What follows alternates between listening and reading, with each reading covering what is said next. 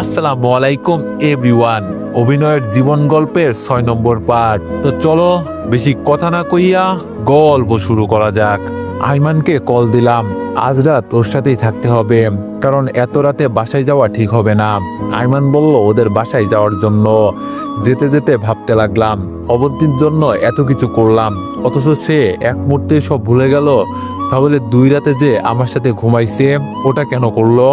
আমি আব্বু আম্মুকে কি বলবো? ওনারা তো অবন্তীকে না পেলে মারাই যাবে। অবন্তী এত বড় বিশ্বাসঘাতকতা করবে আমি তো কোনোদিন কল্পনাও করিনি। ভাবতে ভাবতে আইমানদের বাসায় চলে গেলাম, কলিং বেল দিলাম। কিছুক্ষণ পর আইমান বেরিয়ে আসলো। আইমান বলল, তামিম আসছিস? আমি বললাম আইমান বলল, আয় ভিতরে আয়। আমি ভিতরে গেলাম, ওর আম্মুকে দেখে সালাম দিলাম। আন্টি বলল, আরে তামিম যে, কতদিন পর আসছো, কেমন আছো বাবা? আমি বললাম, জি আন্টি আমি ভালো আছি, আপনি কেমন আছেন? আন্টি বলল, আছি বাবা, বয়স হয়ে গেলে যা হয় আর কি। তামিম, তোমার আব্বু আম্মু কেমন আছে? আমি বললাম, জি আন্টি সবাই ভালো। আর কিছু কথা বলে আইমানের রুমে চলে গেলাম। রুমে গিয়ে ফ্রেশ হয়ে মাত্র বসলাম, আন্টি এসে ডেকে নিয়ে গেল খাওয়ার জন্য। খাওয়া দাওয়া শেষ করে আবার আইমানের রুমে গেলাম। খাটে আমি আর আইমান পাশাপাশি শুয়ে আছি। এমন সময় আইমান বলল, তামিম, এই তামিম। আমি বললাম, বল। আইমান বলল, কি হয়েছে এবার বল। আমি অবন্তীর কথাগুলো বললাম। আইমান বলল, তোরে আমি আগেই বলেছি এই মেয়েটার মধ্যে কোনো ঘাপলা আছে। আমি বললাম, দোষ, আমার মাথায় কিছু আসছে না, অবন্তী আমার সাথে এমন করবে আমি ভাবতেও পারিনি। আইমান বলল, দেখ তামিম, তোরে আমি আগেও বলেছি, এখনো বলছি, ওই মেয়েটার সাথে তোর হবে না, তুই ওরে ডিভোর্স দিয়ে দে। আমি বললাম, ধুর, তোর কাছে এই কথা ছাড়া অন্য কোনো কথা নেই? সারাদিন শুধু ডিভোর্স আর ডিভোর্স। ওরে ডিভোর্স দিলে আব্বু আম্মুকে কি বলে বুঝাবো, আমি নিজে কিভাবে থাকবো? আইমান বলল, দেখ তামিম, আবেগ দিয়ে তোর জীবন চলে না, আবেগ আর বাস্তবতা এক না। আমি বললাম, আবেগ দিয়ে জীবন চলবে যদি চালাতে পারিস। আইমান বলল, কিন্তু ও তো তোকে এখনো মেনেই নিচ্ছে না, ফ্লোরে ঘুমাতে হয় তোকে। আমি বললাম, দেখ, ফ্লোরে ঘুমালে সমস্যা নেই, আমি চাই অবন্তী আমার সাথেই থাকুক, আব্বু আম্মুর মেয়ে হয়ে থাকুক। আইমান বলল, কিন্তু তামিম, অবন্তী তো তোরে ভালোই বাসে না। আমি বললাম, না বাসুক, আমি তো অবন্তীকে ভালোবাসি, অবন্তী কেন আমাকে ভালোবাসে না সেটাও আমি জানি না। আইমান বলল, কেন? আমি বললাম, কারণ অবন্তী ভাইয়াকে কি পরিমাণ ভালোবাসতো তোরে বলে বুঝাতে পারবো না। ভাইয়ার সাথে বিয়ের পরে অবন্তী আমাকে ভাইয়ার মতোই দেখেছে, সো হুট করে আমাকে বিয়ে করে তো আর স্বামীর মর্যাদা দিয়ে দিতে পারবে না। সেটা অবন্তী কেন, পৃথিবীর কোনো মেয়েই পারবে না। ভাইয়া মারা যাওয়ার পর থেকে অবন্তী ঠিকমতো খেত না, ঘুমাতো না, শরীরের প্রতি কোনো কেয়ার ছিল না, কারণ অবন্তীর মনটা পাথর হয়ে গেছে। যেই দিন ওই পাথরে ফুল ফুটবে সেই দিন অবন্তী তামিমকে মেনে নিবে। আমিও সেই দিনের অপেক্ষায় বসে আছি। আমি কোনোদিনও অবন্তীকে কোনো ব্যাপারে জোর করিনি, আর এখনো করব না।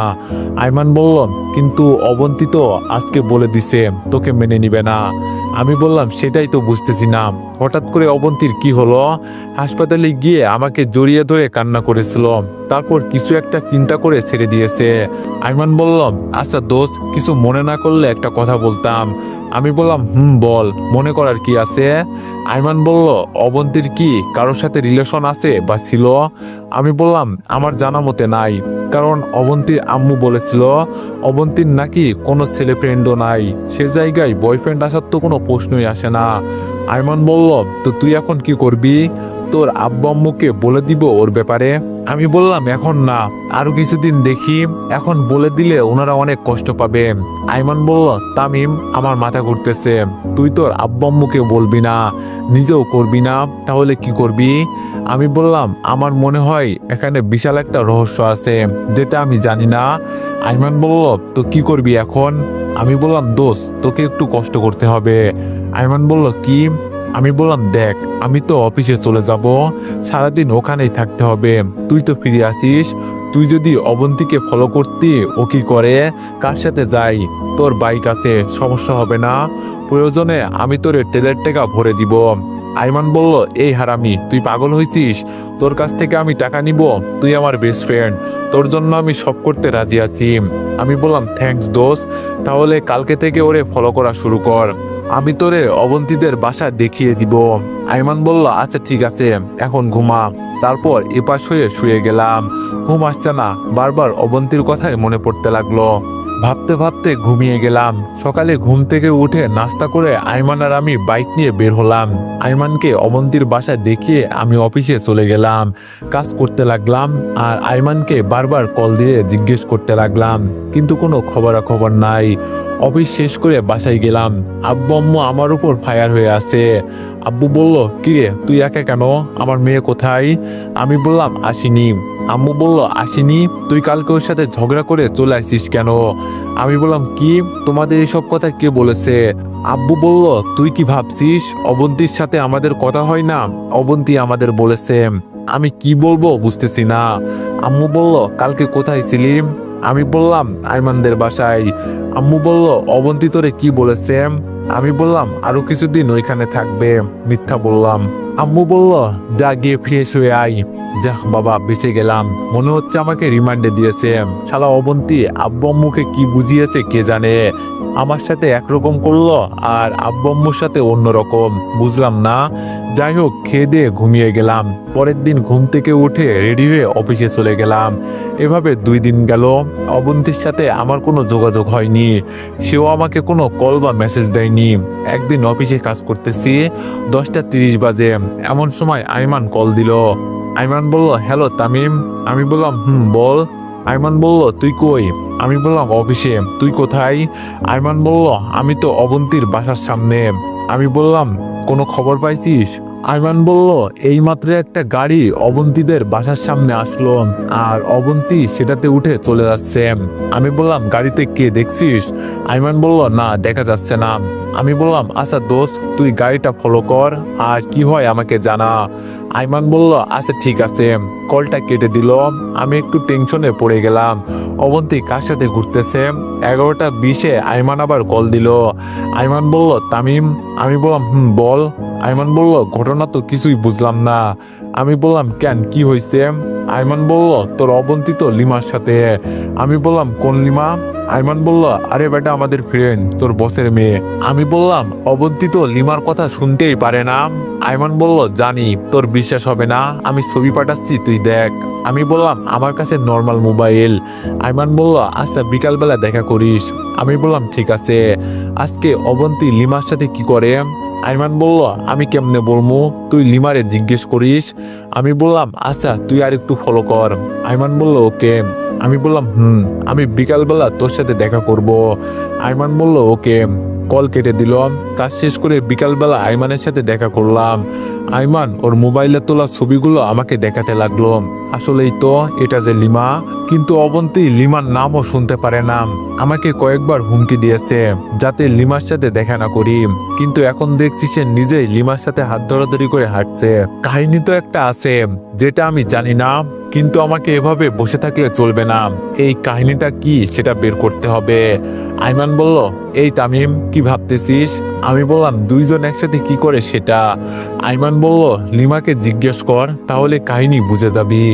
আমি বললাম, কিন্তু লিমা কি আমাকে বলবে? আইমান বলল, বলবে না কেন, অবশ্যই বলবে। আমি বললাম, না রে, লিমার পেট থেকে সহজে কথা বের হয় না। আইমান বলল, ওরে ইমোশনাল করে বের করতে হবে। আমি বললাম, কিন্তু কিভাবে?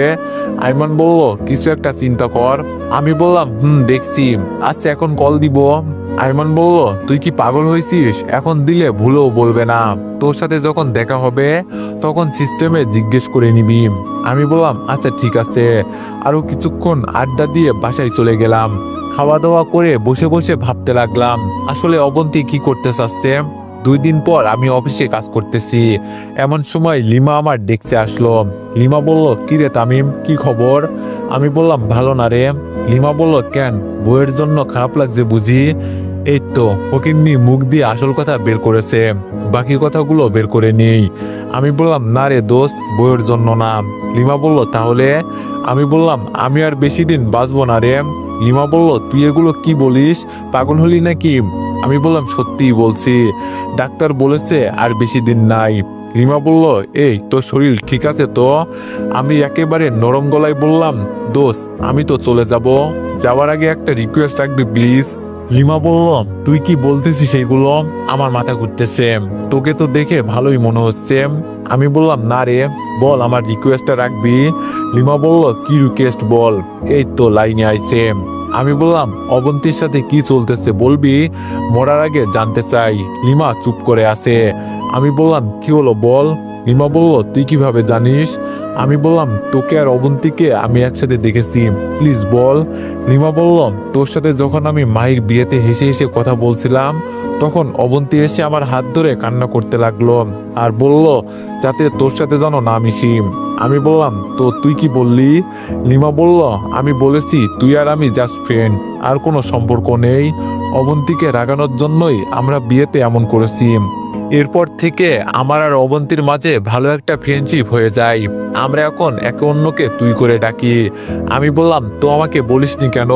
লিমা বলল, অবন্তী বলতে নিষেধ করেছে, তোকে নাকি শাস্তি দিবে। আমি বললাম, কি শাস্তি? লিমা বলল, তুই যাতে অন্য মেয়ের সাথে আর জীবনেও কথা না বলিস। আমি বললাম, আমি যে এখানে চাকরি পেয়েছি সেটাও কি বলে দিয়েছিস? লিমা বলল, তুই জয়েন করতে আসার আগেই ওরে বলে দিয়েছি। সে তোর আব্বু আম্মুকে জানিয়ে দিয়েছে। আমি বললাম, তার মানে আমি বলার আগেই আব্বু আম্মু আর অবন্তী জেনে গেছে? লিমা বলল, আমি বললাম, আচ্ছা, এখন আমাদের মধ্যে একটু ঝামেলা চলতেছে, তুই সেটা জানিস? লিমা বলল, জানবো না কেন, আমার বুদ্ধি দিয়েই তো অবন্তী এগুলো করতেছে। আমি বললাম, তার মানে এসবের মধ্যে তুইও আছিস? লিমা বলল, রে দোস্ত, আমি অনেকবার না করেছি, কিন্তু অবন্তী আমাকে কিছুতেই ছাড়িনি, তাই করতে বাধ্য হলাম। কিন্তু আসল কথা কি জানিস? আমি বললাম, কি? লিমা বলল, অবন্তী তোকে অনেক ভালোবাসে। আমি বললাম, কচু বাসে, ও জীবনেও আমাকে মেনে নিবে না। লিমা বলল, নিবে দেখিস। আচ্ছা, এবার বল তোর কি হয়েছে? আমি বললাম, আমার আবার কি হবে? লিমা বলল, তুই না একটু আগে বললি তুই আর বেশি দিন নেই। আমি বললাম, আরে ফকিন্নি, এটা মিথ্যা ছিল, তোর পেট থেকে আসল কথা বের করার জন্যই এমন করেছি। লিমা বলল, কি, তুই এটা করতে পারলি? আমি বললাম, তুই যদি পারিস আমি কেন পারবো না? লিমা বলল, দাঁড়া, আমি অবন্তীকে সব বলে দিব। আমি বললাম, বলে দে, তাতে তুই বাস খাবি, আমার কি? লিমা বলল, ধুর, আমি তোদের কারোর সাথেই নেই। আমি বললাম, মনু, মাইনকে চিপায় আটকাইছো, বের হওয়ার সুযোগ নেই, বেশি চালাকি করলে এই অবস্থাই হবে। লিমা বলল, আমি আর এইসবের মধ্যে নেই। আমি বললাম, তুই আগে ছিলি, এখনো আসোস, অ্যান্ড আগামীতেও থাকবি। শোন। লিমা বলল, আবার কি? আমি আর তোকে কোনো ইনফরমেশন দিব না, তুই এত হারামি আগে জানতাম না। আমি বললাম, আরে আগে কথা তো শোন। লিমা বলল, বল। আমি বললাম, আমি যে সবকিছু জেনে গেছি অবন্তী যাতে না জানে। লিমা বলল, আমি ওরে বলে দিব। আমি বললাম, ওকে বলিস, আমি অবন্তীকে বলবো লিমা নিজে এসে আমাকে সত্যি কথা বলে দিছে। তখন অবন্তীর পক্ষ থেকে খুব সুন্দর আর সাজানো একটা বাস খাবি। সো অবন্তীকে কিছু বলবি না। লিমা বলল, আচ্ছা। লিমা চলে গেল। আমি চেয়ারে হেলান দিয়ে বসলাম। এবার একটু শান্তি আসলো। শালার অবন্তী জীবনটা শেষ করে দিল। কোথায় এসে আমার সাথে রোমান্স করবে সেটা না করে উল্টো আমাকে বাঁশ দেওয়ার জন্য উঠে পড়ে লেগেছে। বালিকা, তুমি চলো ডালে ডালে, আর আমি চলি পাতায় পাতায়।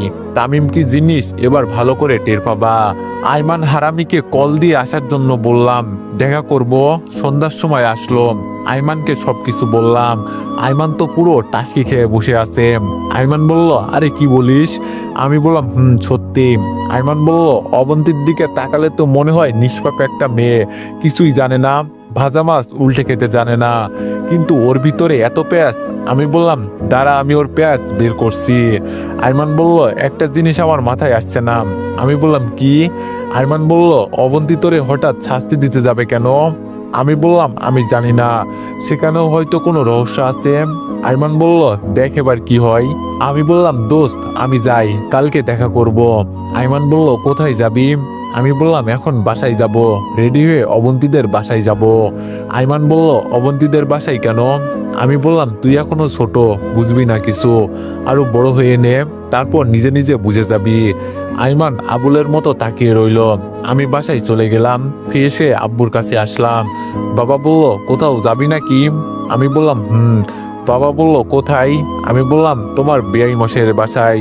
বাবা বলল, এত রাতে ওখানে কেন? আমি বললাম, কেন, যেতে পারি না? বাবা বলল, পারবি না কেন? শ্বশুরবাড়ি মধুরহারি, যখন ভালো লাগবে তখন যাবি। এখন কি অবন্তীর কথা খুব মনে পড়ছে? আমি বললাম, আরে এগুলো কি বলো, দূর, যাবই না। বাবা বসে বসে হাসতেছে। আমি রান্না করে গেলাম, আম্মুকে বলে বেরিয়ে গেলাম। 30 মিনিট পর অবন্তীদের বাসায় গেলাম, কলিং বেল চাপ দিলাম। কিছুক্ষণ পর দরজা খুলে দেয়। তাকিয়ে দেখি অবন্তীর আম্মু। আমাকে দেখেই মোটামুটি একটা টাস্কি খেলো। খাওয়ার কথা যেখানে তামিমকে বলতে বলতে আসে না, সেখানে নিচ থেকে এসে হাজির, তাও আবার রাতের বেলা। শাশুড়ি বলল, আরে তামিম, আসো বাবা আসো। আমি সালাম দিয়ে ভিতরে গেলাম। অবন্তীর বাবা বসে বসে টিভি দেখতেছে। আমাকে দেখে উঠে দাঁড়ালো। আমি ওনার সাথে কৌশল বিনিময় করলাম। শ্বশুর বলল, অবন্তী রুমে আছে, যাও। আমি বললাম, যাবো, এখন না, একটু পর। শ্বশুর বলল, তাহলে বসো, গল্প করি। আমি ওনার পাশে গিয়ে বসলাম।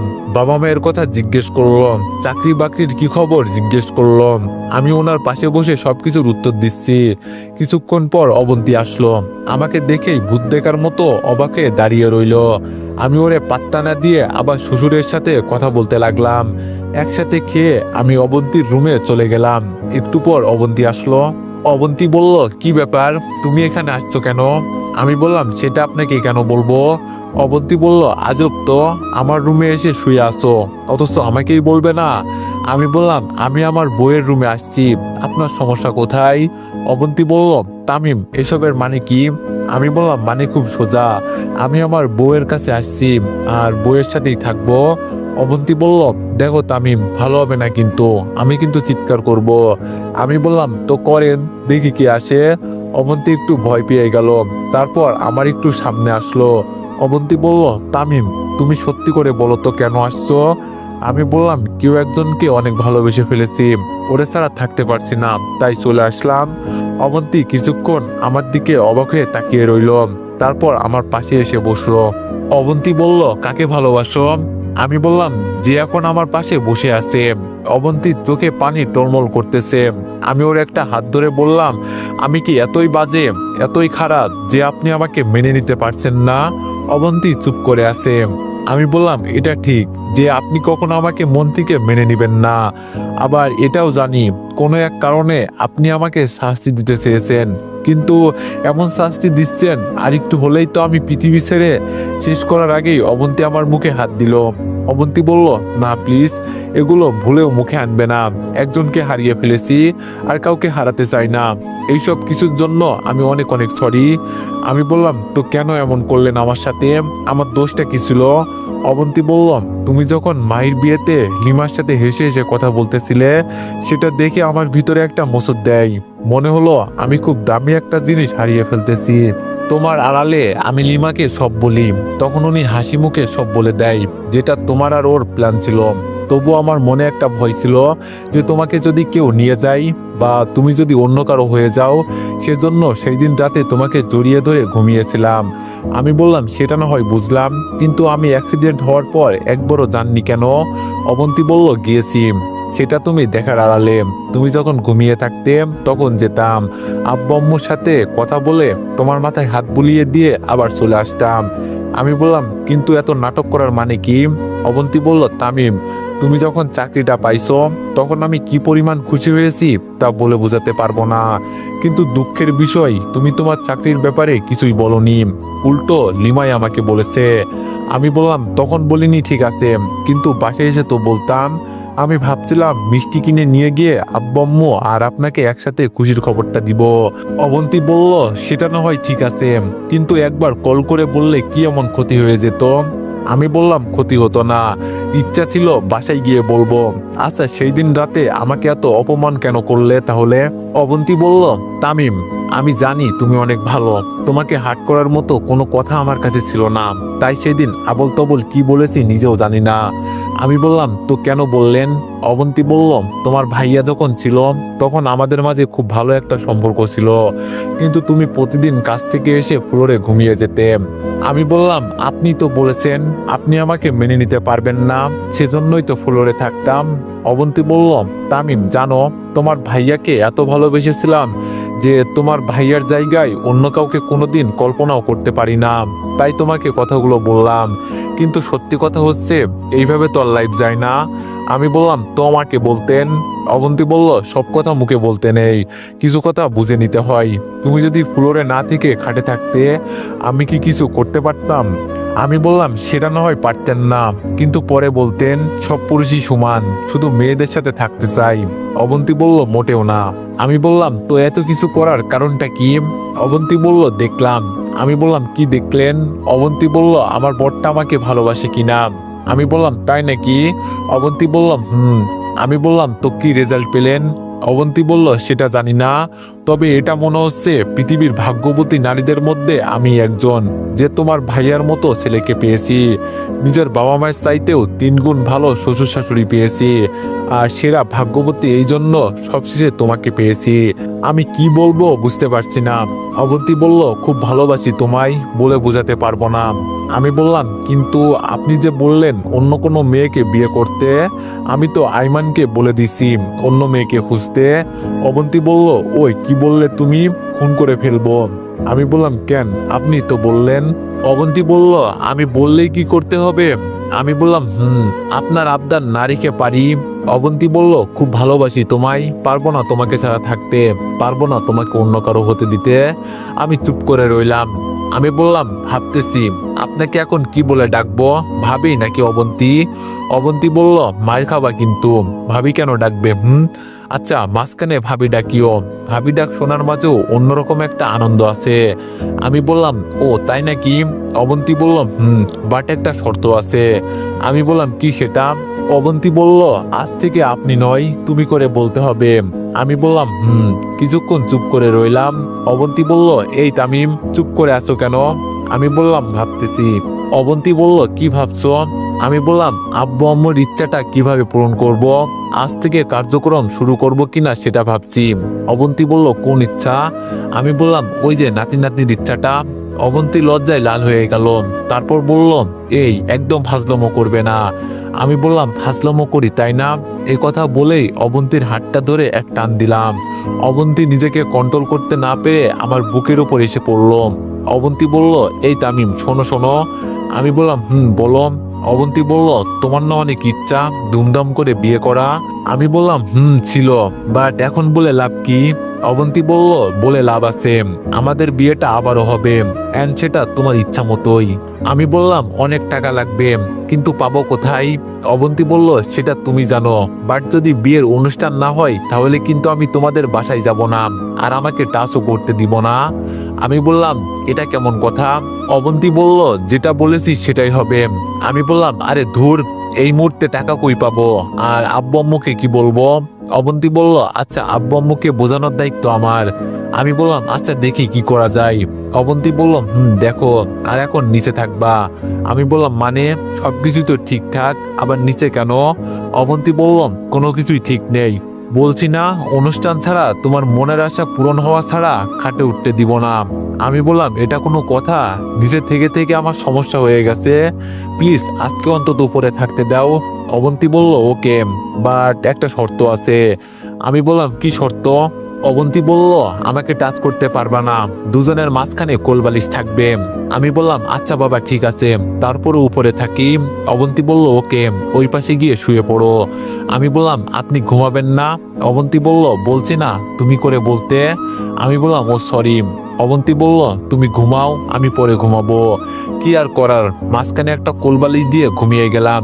আমি আবার সবসময় কোলবালিশ জড়িয়ে ধরে ঘুমাই। রাতের বেলা মনে হচ্ছে কোলবালিশ নড়াচড়া করছে, কিন্তু কোলবালিশ এত নরম কিভাবে হয়? আস্তে করে তাকিয়ে দেখি কোলবালিশ নিচে পড়ে আছে, আর অবন্তী আমাকে জড়িয়ে ধরে ঘুমিয়ে আছে। এজন্যই তো বলি কোলবালিশ এত নরম কেন, এটা যে আসল কোলবালিশ। যাই হোক আমিও কোলবালিশ জড়িয়ে ধরে ঘুমিয়ে গেলাম। সকালে ঘুম থেকে উঠলাম কারো মিষ্টি হাসি দেখে বা ভেজা চুল দেখে, আবারও কিয়াস খেলাম। তো সবাই নেক্সট পার্টের জন্য একটু বেশি বেশি লাইক আর কমেন্ট করে দিও। ধন্যবাদ।